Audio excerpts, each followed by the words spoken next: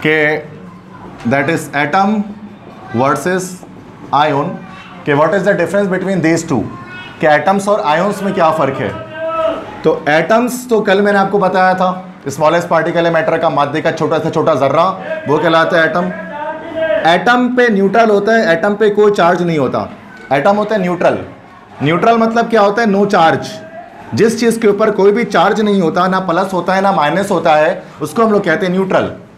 तो एटम पे कोई चार्ज नहीं होता। अच्छा, कोई आपसे सवाल करे कि क्यों कोई चार्ज नहीं होता, ठीक है, तो वजह ये होती है कि एटम के पास number of protons is equal to number of electrons, कि जितने इसके पास पॉजिटिव चार्ज वाले प्रोटॉन होते हैं उतने ही उसके पास इलेक्ट्रॉन्स भी होते हैं।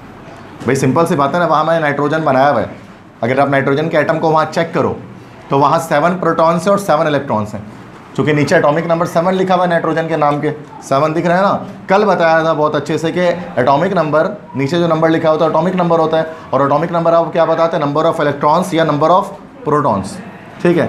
अब चूंकि ये 7 प्रोटॉन्स हैं इसके पास और 7 इलेक्ट्रॉन हैं, तो +7 चार्जेस हैं और -7 चार्जेस हैं, तो +7 और -7। आप जानते हैं मैथमेटिक्स के अंदर अगर ये दोनों नंबर साथ में लिख दिए जाएं तो एक दूसरे को कैंसिल कर देते हैं और 0 बच जाता है, इसलिए कोई चार्ज नहीं आता। कोई आपसे पूछे कि भाई एटम पर क्यों चार्ज नहीं होता, तो हम सिंपल ये बात बताते हैं कि क्योंकि एटम्स में नंबर ऑफ इलेक्ट्रॉन्स और प्रोटॉन्स इक्वल होते हैं, बराबर होते हैं, जिसकी वजह से एटम पे कोई चार्ज नहीं आता, ठीक है। अब आयन्स, आयन्स क्या होते हैं? वो एटम के हट के चीज़ें होती हैं। एटम आयन्स में कन्वर्ट हो जाता है। एटम न्यूट्रल होता है और आयन्स में क्या होता है? चार्ज्ड।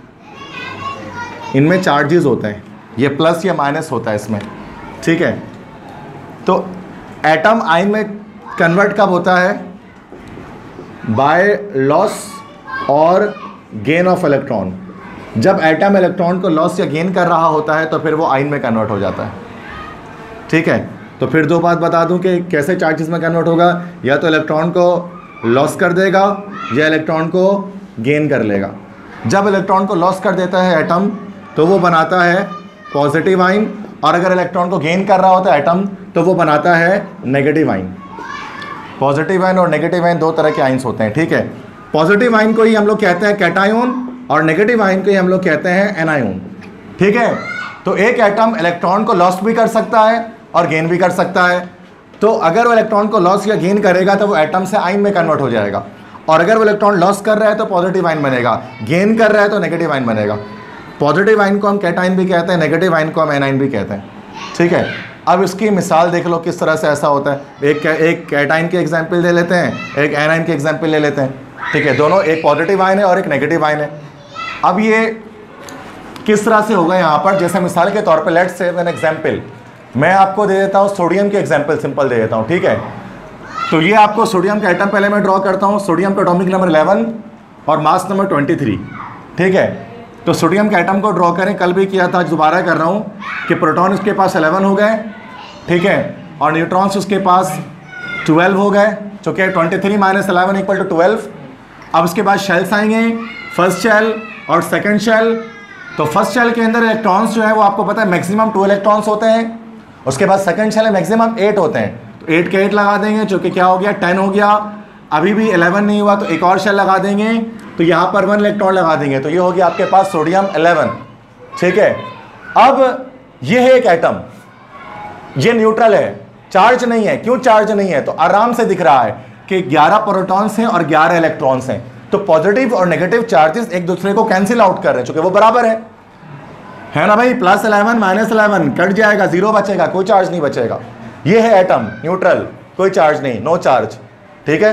अब इसको आयन बनाते हैं। ये इस वक्त हैप्पी नहीं है, ये इस वक्त खुश नहीं है, स्टेबल नहीं है। क्यों? चूंकि इसके लास्ट सेल में 8 इलेक्ट्रॉन नहीं है, इसके लास्ट सेल में 1 इलेक्ट्रॉन है, 8 नहीं है, 1 है। 8 इलेक्ट्रॉन होंगे ना लास्ट सेल में तो जाके स्टेबल होगा। तो अभी तो 8 नहीं है, तो अब 8 कैसे बना सकते हैं? 2 रास्ते इसके पास हैं। ये आसान रास्ता अपना लेगा। एक रास्ता तो ये कि 7 इलेक्ट्रॉन ले लेगा बाहर से, 7 इलेक्ट्रॉन्स गेट कर लेगा, गेन कर लेगा, 8 इलेक्ट्रॉन हो जाएंगे। एक और रास्ता है, वो ज़्यादा आसान है। वो क्या? कि इस 1 इलेक्ट्रॉन को ये लॉस कर देगा, निकाल देगा बाहर। जब इस इलेक्ट्रॉन को लॉस कर देगा तो ये पूरा शेल ही खत्म हो जाएगा, क्योंकि इलेक्ट्रॉन ही नहीं है तो शेल का क्या ज़रूरत है, ठीक है ना भाई। जब ये पूरा का पूरा जब ये शेल खत्म हो जाएगा तो क्या हो जाएगा? पिछला शेल बच जाएगा, उसमें ऑक्टेट पहले से कंप्लीट होगा। तो ये चीज़ इस तरह से देखा जाता है, कुछ एटम्स इलेक्ट्रॉन को लॉस करते हैं, कुछ गेन कर रहे होते हैं। तो सोडियम क्या करेगा, इलेक्ट्रॉन को लॉस कर देगा, खो देगा। तो ये क्या हो जाएगा यहाँ पर, simple, proton 11 neutron 12, in this is 2 electrons and here it is 8 electrons, और बस ये स्टेबल हो गया। ये सोडियम अब एटम नहीं रहा, अब ये सोडियम आयन बन गया है। अब कैसे, चूंकि इस पर चार्ज आ गया है, कैसे चार्ज है देखो, प्रोटॉन तो अब भी इसके पास 11 ही हैं, लेकिन इलेक्ट्रॉन्स कितने हैं उसके पास, 10 हो गए। तो 11 में से 10 माइनस करो, 11 में से 10 निकाल दो, तो प्लस का 1 बच जाएगा। तो इस पूरे एटम पे +1 चार्ज दिया, पहले ये Na था, अब ये हो गया Na+1, दैट इज सोडियम आइन। ठीक है, तो ये फ़र्क होता है एटम और आइन में, इस पर न्यूट्रल होता है और उस पर चार्ज होता है। और चार्ज आता क्यों है, इलेक्ट्रॉन के लॉस या गेन करने से। सिंपल, बहुत सिंपल कॉन्सेप्ट है। मैं आपको एक और दिखा देता हूँ कि भाई, मैं आपको दिखाता हूँ like in chlorine negative charge species भी हम देख सकते हैं, जरूरी नहीं कि सिर्फ पॉजिटिव चार्ज में चेक करें, हम नेगेटिव चार्ज स्पीशीज भी देख सकते हैं। लेट्स से कि क्लोरीन को चेक कर लेते हैं, Cl, क्लोरीन बहुत सिंपल है। क्लोरीन का एटॉमिक नंबर 17 है। ठीक है, ठीक है, तो 17 इसका एटॉमिक नंबर है। तो यहाँ पर हम प्रोटॉन पहले लगा देते हैं, अभी न्यूट्रॉन छोड़ तो उसका काम नहीं है, वो नहीं बता रहा अभी। ठीक है, और उसके बाद टोटल 3 शेल इसमें लग जाएंगे। ठीक है, क्योंकि 17 लगाना है तो पहले शेल में 2 इलेक्ट्रॉन लगा दिया, सेकंड में 8 इलेक्ट्रॉन्स लगा दिए, और तो 10 हो गए टोटल। अब अगले में क्या लग जाएंगे, 7 इलेक्ट्रॉन्स लग जाएंगे बच्चों, 7 इलेक्ट्रॉन्स लगे, हो गए टोटल 17। 2 + 8 + 7 = 17, 17 इलेक्ट्रॉन हो गए। ऑक्टेट कंप्लीट नहीं है इसका, हैप्पी नहीं है ये, स्टेबल नहीं है ये। क्यों, इसके लास्ट शेल में 8 इलेक्ट्रॉन नहीं है, तो करेगा ना। अब 2 तरह रास्ते, इसके पास भी 2 रास्ते हैं। सोडियम की तरह जैसे उसने 1 इलेक्ट्रॉन निकाल दिया था, ये भी अपना 7 इलेक्ट्रॉन निकाल दे, 7 का 7। और दूसरा एक और रास्ता इसके पास है कि बजाय 7 इलेक्ट्रॉन को निकालने के वो 1 इलेक्ट्रॉन को गेन कर ले, और ज़्यादा आसान 1 को गेन करना है बनिस्बत 7 को निकालने के। तो कहीं से भी ये 1 इलेक्ट्रॉन समझ जाओ क्या कर लेगा, गेट कर लेगा। ठीक है, कहीं से भी कर लेगा, जो इलेक्ट्रॉन एटम अपना इलेक्ट्रॉन निकाल रहा होता है ना, तो वो गेन कर लेता है। ये चैप्टर 4 में इसको हम पढ़े, केमिकल बॉन्ड, आयनिक बॉन्ड कहलाता है, आगे पढ़ेंगे। तो 1 इलेक्ट्रॉन गेन कर लेगा। जब 1 इलेक्ट्रॉन गेन करेगा तो ये प्रोटॉन 17 हो गया। ये 2 इलेक्ट्रॉन्स, ऐसे भी इलेक्ट्रॉन्स को हम लिख सकते हैं, ठीक है ना, शॉर्टकट में, ये शॉर्टकट तरीका है।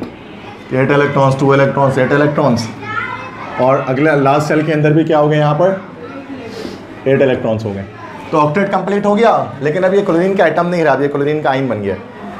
कैसे चेक करो, अब कौन सा आइन बना, ये वाला जो आइन बना था ये तो पॉजिटिव आइन था, इसको हम कैटाइन भी कह सकते थे। ठीक है, और ये एनाइन बनेगा, नेगेटिव आइन बनेगा।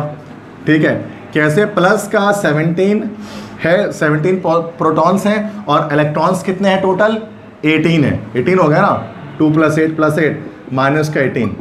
तो ये कैलकुलेटर से जैसे प्लस, देखो अब क्या करना है, प्लस माइनस माइनस, 18 में से 17 निकाला, कितना बचा, 18 में से 17 निकाल दो, 1 बचेगा, और साइन बढ़ेगा आ जाएगा, तो बड़ा 18 है तो माइनस।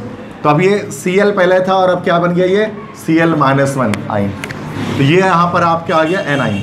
तो यही होते हैं बच्चों आइंस। तो आइंस फिर से मैं बता दूँ, आइंस चार्ज पार्टिकल होते हैं, उन पर चार्ज होता है, और चार्ज कैसे आता है, इलेक्ट्रॉन के लॉस या गेन होने से आता है। अगर एटम इलेक्ट्रॉन को लॉस कर रहा होता है तो प्लस चार्ज आ जाता है। ठीक है, 1 इलेक्ट्रॉन लॉस करेगा तो +1, 2 इलेक्ट्रॉन लॉस करेगा तो +2, 3 इलेक्ट्रॉन लॉस करेगा तो +3। और जो एनाइंस होते हैं वो क्या होते हैं, मतलब, और जो नेगेटिव आइंस होते हैं या एनाइंस होते हैं, वो कब बनते हैं कि जब एटम इलेक्ट्रॉन को गेन करता है। 1 गेन करेगा तो -1, 2 गेन करेगा तो -2, 3 गेन करेगा तो -3। बात समझ में आ गई। तो ये तरीका, इसको आइंस कहते हैं। कोई मसला यहाँ तक क्लियर है?